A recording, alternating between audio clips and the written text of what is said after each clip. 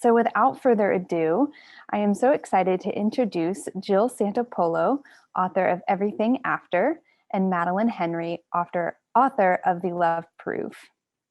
So Jill received a BA in English Literature from Columbia University and an MFA in Writing from the Vermont College of Fine Arts. She's the author of 3 successful children's and young adult series and works as the associate publisher of Philomel Books, an imprint of Penguin Young Readers Group. She is the New York Times bestselling author of More Than Words and The Light We Lost, which was a Reese Witherspoon Book Club pick. And she is currently living in DC. Madeleine Henry is the author of 2 novels. Hi, Jill. Hello. Madeleine Henry is the author of 2 novels, The Love Proof and Breathe In, Cash Out. The Love Proof was selected by the New York Times as a new and noteworthy book, and her work has featured in the Washington Post, the New York Post, and in Parade. Hello. Awesome. Well, I'm going to hand it over to both of you. Jill and Madeleine will be speaking for about 25 to 30 minutes, and then we will get to those audience questions. So be sure to submit those. All right, take it away. Amazing. Thank you so much, Stephanie. So Jill, I am so happy to be here with you today. I'm such a huge fan, and I really love this book. The characters, Emily and Ezra, are complex and smart and compassionate, and they feel real. And so it's a real privilege to be here talking with you about this today. Thank you so much. Oh, I mean it. So to kick things off, I'd love to hear the inspiration for this story. And did you have a goal in writing it? So there are a few different inspirations for this one. One of them is the fact that I got married in the summer of 2019. And I've been thinking a lot about 2 people kind of becoming one, but remaining 2, and also the idea of sharing yourself and your life with someone. And what if there was something in your past that you didn't share? And that person found out, what would happen? And I feel like a lot of my books kind of start with that, like, well, what would happen if this were the case?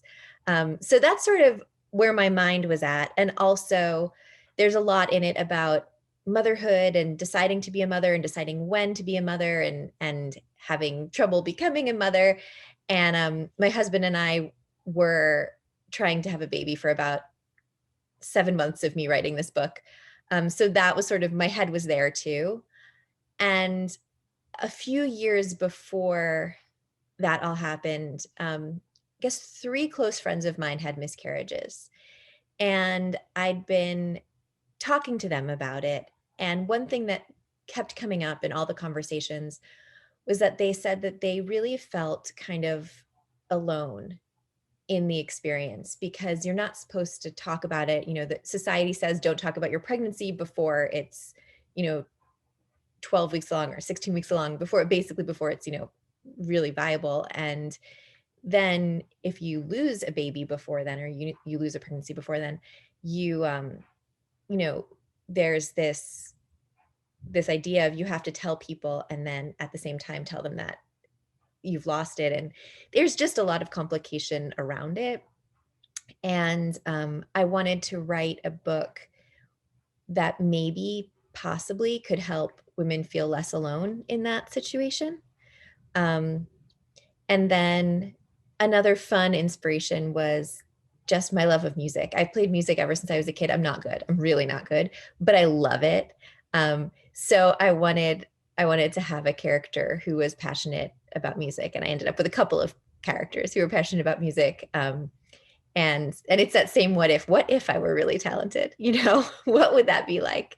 So I guess there was a lot. It's kind of music and babies, motherhood, miscarriage, marriage, all of that kind of got smushed together to make this book. Wow.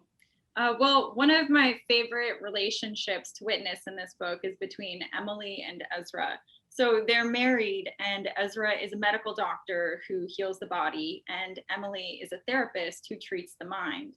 So how do you view their relationship? Do you view it as complementary given their different strengths, and how do their jobs reflect their personalities? Well, I think in part when I was writing their characters, I wanted to write healers. And I think they're both healers in different ways, but the way that they come at healing, because one is the mind and one is the body, are different. And I think that throughout the book, that is how their relationship works a bit. They're coming from the same place, they're coming toward the same thing, but they're doing it differently. And they have to figure out kind of how to get there together, you know? And I think that their personalities and the way they respond to things does follow along the lines of a body healer and a mind healer. Wow, that's fascinating, because there's a lot of kindness in the book, and the idea of the healer makes a lot of sense now. So music is another important theme in this book, which you touched on already. And it really enhances the romance and the emotions in the story. The metaphor of being in harmony works so well. And there's a lot of vivid imagery of playing music with someone you love, which I found really compelling. And so given how expertly you describe music at different points, I'm wondering, what is your background in music? And have you ever written song lyrics before? So I guess I started piano lessons and flute lessons in elementary school, and I played both of them for most of my, school career. I was in the marching band in high school, and I was also in a bunch of the vocal ensembles in our high school, and I sang and danced in the musicals. So it was always really very much a part of my life and a part of who I was and what I did. And like I said before, I'm not that talented, but I just love it. And I mean, I have a 3-month-old baby now, and I sing to her all day long. Her favorite is Zippity Doodah at the moment. But so music has always been part of me. And I used that passion to write about it, and also the knowledge that I picked up over the years kind of got woven in there. I had never written real song lyrics before. I write joke songs a lot. But like, I was trying to write real songs this time. And what has been super fun about that is one of my friends from high school, who actually is phenomenally talented as a musician, she and I worked on 2 of the songs where I sent her a voice note of what I imagined the melody would be, and she wrote the songs. So I got to actually create Crystal Castle and Everyone But Me, one of Rob's songs and one of Emily's songs. And they're on the audiobook. So if anyone gets the audiobook, there are tracks at the end of the audiobook. That is so creative. And I've never heard of that in a novel before. I think that's such an interesting fourth wall coming down. And I signed up for your newsletter today. I think if you sign up, you get to hear the songs that are in the book. I sent out the newsletter. I sent it out yesterday. And there are links to the songs, but I'll send them to you. Thanks. And so did you intend for the music to heighten the romance in this book? Did it play a role in the story for you?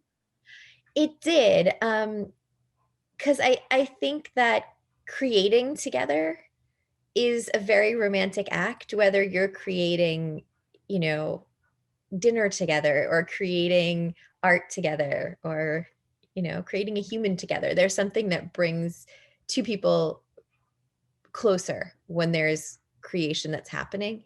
So I wanted Emily to create music with the different characters to sort of enhance the romance in both the relationships. Wow, that's really moving. So motherhood is another big topic in this book. And personally, I was moved by the mothering that Emily does for her patients as a therapist. And so I'm wondering, how do you think this role relates to her desire to be a mom? I think, Emily's character has a lot of sort of mom background stuff going on, because she lost her mother when she was young. She has an older sister who acts like a mother often. She had this therapist when she was in college who you sort of get the idea stood in as a mother figure for her a little bit, and sort of put her on this other path to becoming a therapist, basically because she wanted to help kids, you know, who were like she was in college.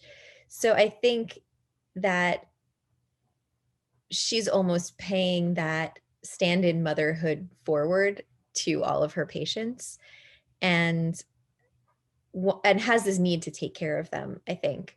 Um, and I think has a need in general to take care of everyone she loves when she can, which is maternal, but is also, I think, just going back to that healer persona, you know, that she feels she wants everyone around her to be okay. Yeah, that's I definitely got that from the story. So I imagine this story is inspiring lots of book club discussions specifically around motherhood. And so what about motherhood is this book helping people to talk about? You know, I think one of the things that I hadn't necessarily expected to write about, but ended up, I think, writing about in this book is the idea of the timing of motherhood. And, you know, there are always these conversations in society about, you know, can women have it all? What does it mean to have it all? Can you have it all at the same time? You know, and Emily looks at it sort of through the lens of her dreams. And she has this dream of being a mom, but she also has other dreams. And the same is actually true with her husband, who has, you know, his dream of being a dad, but also his other dreams of being successful as a doctor, you know, and the idea of can you figure out a way to make all your dreams come true? Can you figure out a way to get the timing set up so that you get this one thing and also this other thing, and they're not competing with each other quite as much. So I think that's really something that I hadn't intended to write about that came through, that I'm wondering if book clubs might pick up on, and might end up talking about, because it's, you know, it's something that Emily really grapples with, and her sister Ari too, to an extent. That's very important. Without giving anything away, there's a beautiful quote in this story, and it's, "In a real dark night of the soul, it is always 3 o'clock in the morning." And I had to pause when I read that because that is just so beautifully written. And so I'm wondering, where did you first hear that, and what does that mean to you? So that's an F. Scott Fitzgerald quote from The Crack Up, which was something my friend Marie shared with me. She's part of my writing group, Marie Rutkowski, and she's a beautiful, beautiful writer. And she had read an early draft of it, and I had written about a dark, like sort of a dark night of the soul, and I hadn't known that quote. And she had said to me something like, in the dark night of the soul, you know, it's always 3 o'clock in the morning, and that quote really feels like it fits in your book. And I was like, oh my God, yes, it does fit in my book. And it sort of, hearing that quote like changed those scenes at the end, because there's this idea of, you know, that those fears that you have at 3 o'clock in the morning, those thoughts that you have at 3 o'clock in the morning, are the ones that kind of shift perspective sometimes. And I think particularly for Ezra and for Emily, when they get to that really dark place, you know, there's the light of 3 o'clock in the morning where they're thinking about all of the choices they've made and how they want their futures to look. And then, you know, it shifts their perspective. And when people read it, that quote will take on more and more depth for them in the story. So everything after is structured in a very interesting way, with the chapters alternating with journal entries. And I'm reminded of something that David Mitchell, author of Cloud Atlas, once said, which is that structure is the least explored facet of the novel. So I'm wondering, did you have this particular structure in mind when you started writing? How did it come about, and what do you think it adds to the story? So I did always have in my head that I was going to have one contemporary storyline and one past storyline. And I wanted them to kind of dovetail throughout the book. I wasn't quite sure how I was going to do it. And then since the past storyline happens when she's around like 1920, I thought there's something that feels, this might sound ridiculous, there's something that feels very first person about being 19 and 20. Like it's so immediate and it's so focused in a way. So I thought, well, if I have that as the first person narrative in a journal, that it could make it feel very different than the now. And I wanted the past Emily to feel very different than she felt in the contemporary storyline. And so once I sort of had that piece in place, I also, as anyone who has read The Light We Lost knows, I love a second person address. So I was like, all right, I think I can play with a first person with a second person address in this journal section, which could potentially be intriguing for the reader to try and figure out like who that you is throughout the book. And then I also, when I was weaving them together, I wanted the past to be really short at the beginning and the now to kind of take up most of the space. And then as we got to the middle, when sort of Emily is really spiraling and is thinking more about the past takes up more of the novel and the present sections are much shorter. And then it flips again at the end where, the past gets smaller and smaller and the present gets bigger and bigger as you kind of see Emily's change. So I was really deliberate about the size of the chapters in the different sections of the novel to kind of make them play together that way. And also to echo oftentimes what was happening in the past gets echoed in the present, or the present then gets echoed in the past. So I had a lot of fun with the structure, and I could probably talk about it for like an hour, but that's probably enough what I just said. Well, I think the layers are really fascinating, and as a reader, I was very interested in figuring that out. So it was really brilliant. So also, without giving anything away, healing from loss is another big topic in the book. And as always, you write about it with really great empathy. So having written about loss and healing, I'm wondering if you have any insights about the grieving process.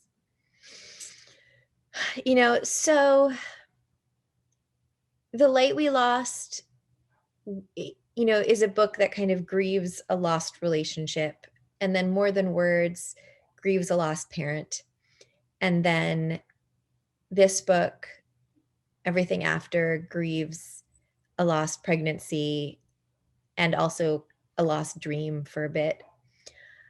And someone recently said to me, like, this is a kind of trilogy, like the love and loss trilogy, which is kind of true, I guess. But I think having experienced different kinds of grief in my own life, I think what I try and have my characters do is look at the love instead of the loss, or in addition to the loss, I guess, because at least what I've experienced personally is when you lose something, it's not something that you get over, it's something that you live with. And in the way you can hold a lot of different feelings in your heart, you can hold that loss and also the love for what has been lost, and also new things in your life as well. And I think that that's kind of what I have my characters try and do, is hold the loss, hold the love, and hold the new hope. And it's the way that I've figured out how to live with grief. Wow, that's really beautifully said. I think I see that resonating with some people in the chat. And so one thing I really love about Everything After is that the main characters are very compassionate people, and they have big hearts and they have a lot of empathy. And I'm wondering if you also think that's a theme in your work, that they all involve very compassionate leads? No, I think what I try and do is have people who feel real as my main characters. And a lot of them are flawed. A lot of them make really not great decisions. But they also feel very deeply for other people, and often for themselves. And I think that it makes their poor decisions understandable, maybe, if they're thinking about others and understanding others when they make those decisions too. I don't know. But I do think there's something to the idea of compassion being a motivating force in decision making. And sometimes the decisions are good and sometimes perhaps less so, but there's always a reason behind it. That's very interesting. So that brings me to your writing process for this book. So I'm very curious about your process. Did you outline? Did you write at specific times of day? What did your process look like? So my process is a little bit of a mess. So I don't write at specific times of the day. I do try and block out times to write so that it's like a date I make with myself that I'm going to write, because I have another job that I'm on maternity leave from at the moment, but usually I have a 9-to-5 job and I'm too exhausted by the end of the day usually to come home and write. So I sort of set aside a day of the week, a couple of days of the week to write. And then when I've got some good momentum, when I really know where the story is going, I try and go away for a little while and just like write like crazy for like a week and kind of get to the end of a draft when I'm at that point. And as far as outlining, so I don't outline like hardcore serious outline, but I write probably about a 5-page synopsis of my books with like the high points of, this thing is going to happen, this thing is going to happen, this thing is going to happen. This is at the beginning, this is at the middle, this is at the end. And then I kind of have to figure out on the fly how to connect those scenes. So I always know that I'm writing towards something, which I find really helpful. But when I outline too much, I find it more frustrating than not. But I also can't completely work without an outline, because then I just end up writing in circles. So I've found that a detailed synopsis where I can write to a scene and then to a next scene and to a next scene. But interestingly, with everything after, I changed the ending entirely a few times. Like, as in, there's a version of this book where she ends up making a different decision about and ending up with a different gentleman. So in that sense, I think I do leave myself open to making different choices than what's in the synopsis. Wow, that's fascinating. Okay, so my next question is, I wouldn't ask it unless I had read the interview in the back of this book where you talk about something that you're working on now. So I'm very curious if you could tell people what you're working on now. So right now I'm working on a novel which is tentatively called Jupiter and Juno. And it's about different generations of the same families. The grandparent generation in Italy in 1946 and the grandchildren generation in New York City in 2019. And there's a whole lot of kind of love and complications and family drama going on in both timelines. So it's the first time I've written something that feels like real research-based historical fiction. And it's been a lot of fun. It's also the first time I'm setting a big chunk of a book outside of New York. So that's also fun. Wow. Okay. Well, I'm going to stay tuned for that. And then I think my last question before we turn it over to audience questions is what social media do you use most to connect with readers? And I'm just asking so people who want more Jill can get more Jill. So Instagram is my favorite one. I am on Instagram a lot. I also am sometimes on Facebook. I'm hardly ever on Twitter. I don't get Twitter. I'm not good at Twitter, but I love Instagram. So if you want to see pictures of things, come on and join the crew. It'll be fun, I promise. Amazing. And I have more questions if the audience is shy, but I thought it'd be nice, Stephanie, to maybe see what the audience wants to ask, make sure they get their chance. Yes, we have had quite a few questions come in, so we can definitely go ahead and answer some of those. And I think some of them have already been answered. Somebody did want to know what you are working on currently. So we did have a question over on social media asking if Madeleine could share a little bit about her book, The Love Proof. Could you tell us a little bit about what that? Well, something that is not to be missed about The Love Proof is that Jill's name is on the cover. Yeah, so she does blurb it. Jill was very nice to read a very early copy of the book, which is about a physics prodigy who falls very deeply in love and how it transforms her. But that's all I'll say about that, because today is everything after. Okay, great. I'm just going to say it's really amazing. And if you haven't read it, you should totally buy it from I love the cover design too of The Love Proof. It's got like a punchy cover, that bright kind of neon color is a lot of fun. Okay, so some of the ones that have come through Zoom, I'm going to combine two of these. So Natasha and Vanessa have asked sort of a similar question. How have you and your husband's dreams shifted, expanded, or changed since becoming parents? Natasha similarly asks, how did your writing discipline change after having a child? I'm kind of meshing the two questions here, but have you noticed any impact to the things you write about, or how you write as a result? Wow, those are great questions. Okay.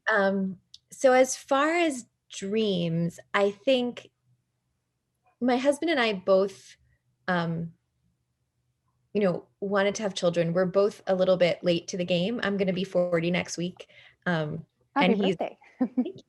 And he's a bit older than that. So I think, we both had known that, had thought that this was something we wanted, that parenthood was something we wanted, though I don't know if either of us were super, super sure for definite until we were together. But what's been really nice about having a child at a slightly older time is that we both have had a chance to really dedicate a lot of time to our careers. So we both have gotten to a place in our careers that we're happy with.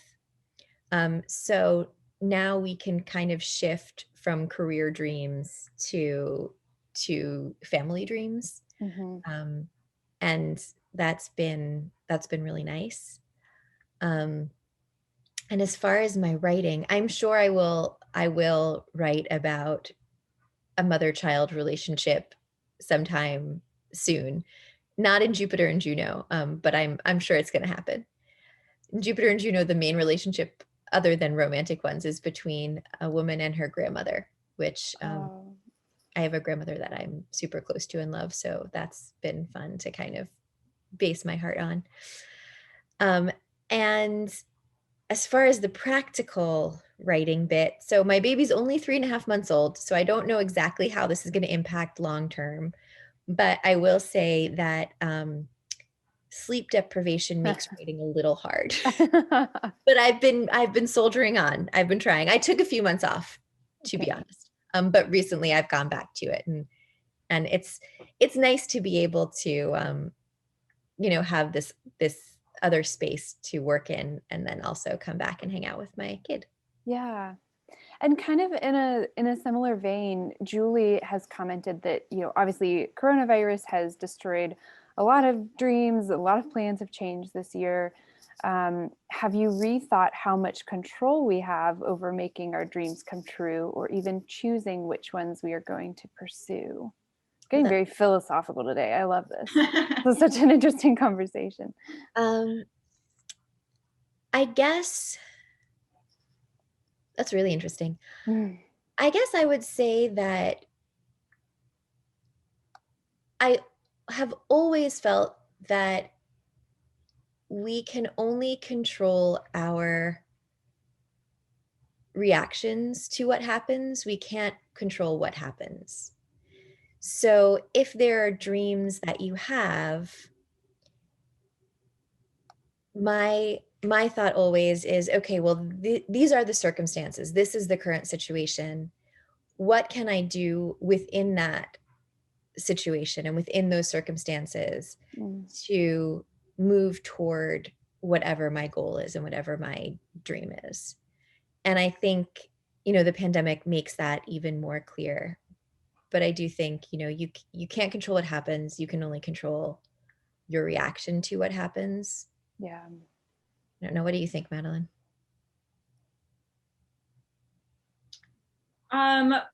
I guess I have an inner optimism where I just believe anything is possible. That's just what I hold on to, so that's me. Yeah, I think a lot of people have been using the word pivot this year. Almost maybe I feel like a lot of people are becoming kind of tired of hearing that word. But just how, everything has changed, yes, but you don't necessarily have to give up on your dreams or necessarily, stop pursuing things that you would have pursued, had there not been a pandemic. And hopefully soon we will be out of it. Yeah. So David is interested in hearing a little bit more about your writers group that you mentioned and how that helps your writing process. So I adore my writers group. We've been a group, I want to say, for more than a decade.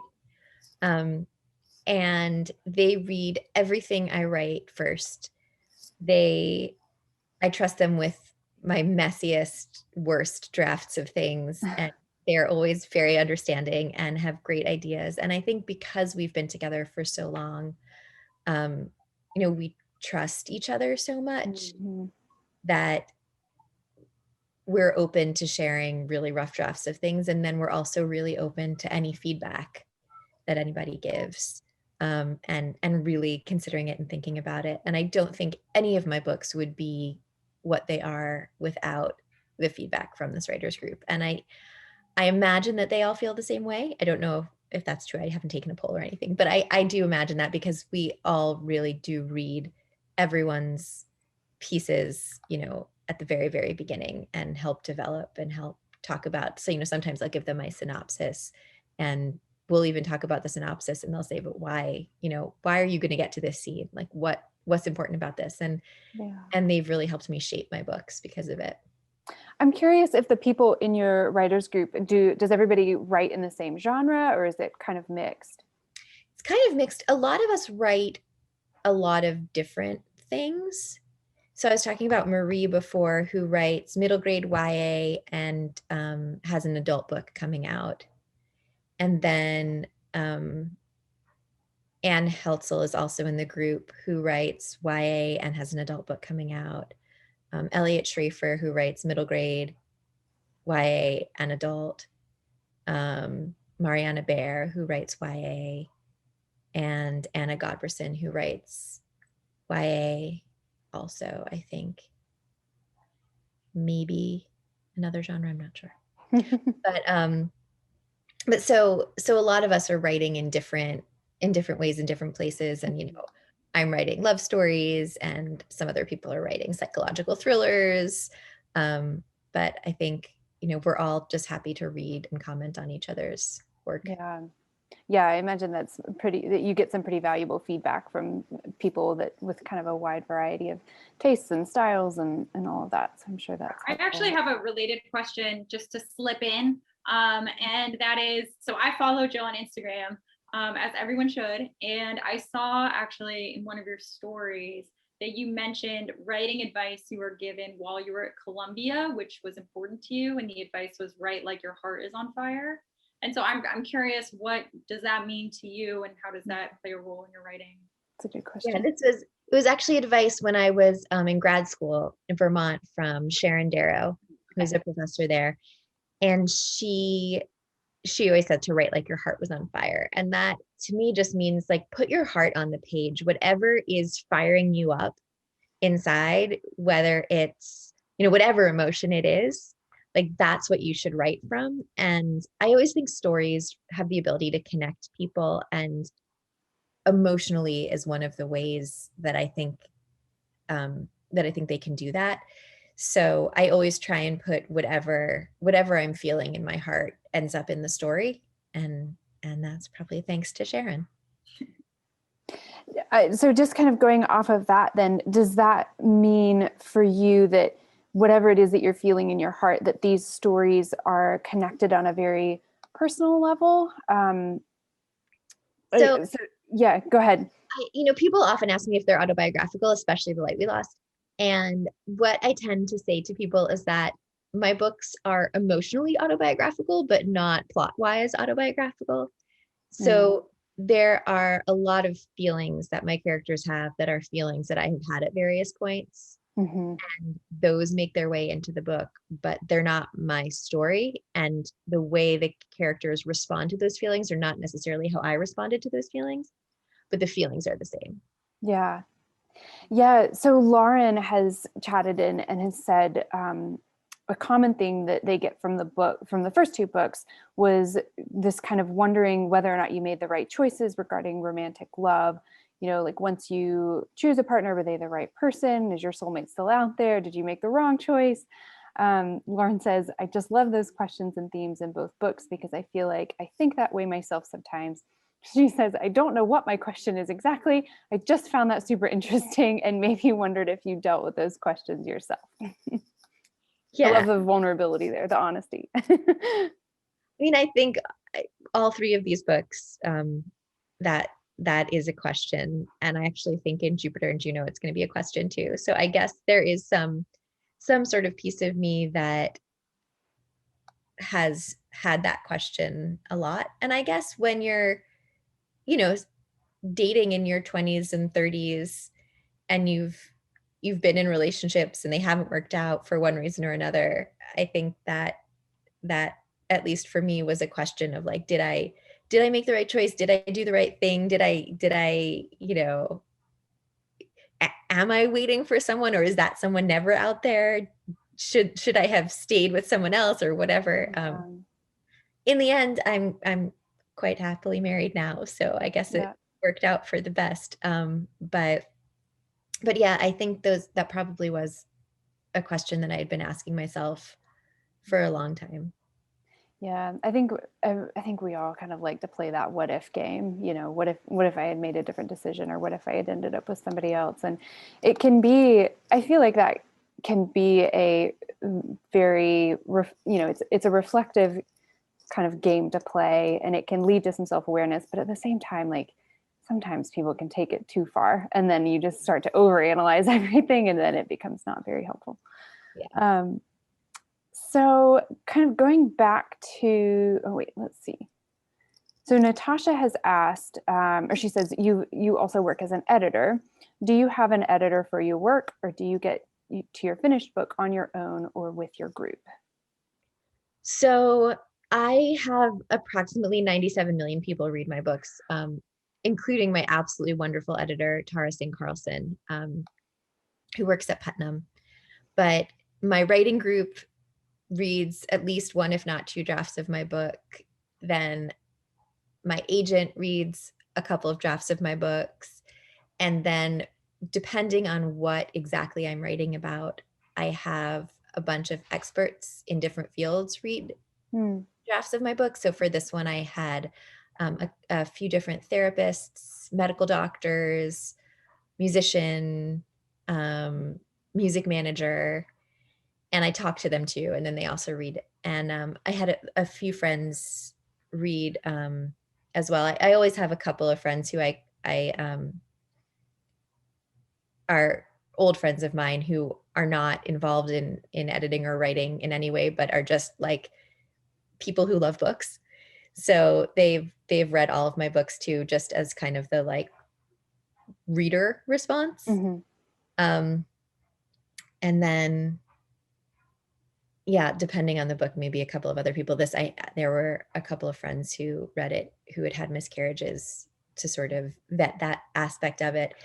So tons of people give me feedback on my books, but my editor at Putnam is wonderful, and she has made my books a lot better than they were when she started on them. I wonder if that's ever hard for you to, I mean, obviously it takes some vulnerability to, give people even a rough draft of what you're thinking of. And, but I feel like that would take a lot of courage to let that many people read a book that maybe you don't feel like it's in its final stage yet. Well, yes, I think there is an element of putting yourself out there as an element of vulnerability always, but my end goal is always to have a book that feels real. And I want people who have the same experiences that my characters have and work in the same worlds that my characters work in to feel like when they read this book, it is real. It could be someone that they know, or it could be them. So to me, it's really important to get that feedback for my end goal of this book feeling real. Yeah, that makes a lot of sense. Well, before we wrap up today, I think I always like to kind of end our interviews with this question. So I'd like to hear from both of you what you are currently reading right now, or if you'd like to recommend anything that you've read recently. So, sure. Well, I recommend The Love Proof by Madeleine Henry, which I think is just really a very deep and interesting meditation on love, and it's beautifully written. So I recommend that. And I also recently, actually, as in 2 days ago, I think, finished this book, Heard It in a Love Song by Tracy Garvis Graves. And I think if anyone likes Everything After, you will also like this book, which is about a woman who finds music again after leaving it behind. And it's coming out, not yet, so you can pre-order it, but it's wonderful. what was the name of that one again, Jill? Heard It in a Love Song. Okay, great. What about you, Madeleine? What are you reading? Well, funny, coincidence, I have also read that book. Heard It in a Love Song. It comes out in November, and it also very interestingly involves music in a different way. But it is about love in a second chance kind of way, like divorced people with children trying to open their hearts again. So I also really enjoyed that one. And I would say that what I'm reading right now, it's a memoir by Grant Katz, who is he's the chef at Alinea in Chicago, which is a 3 Michelin star restaurant.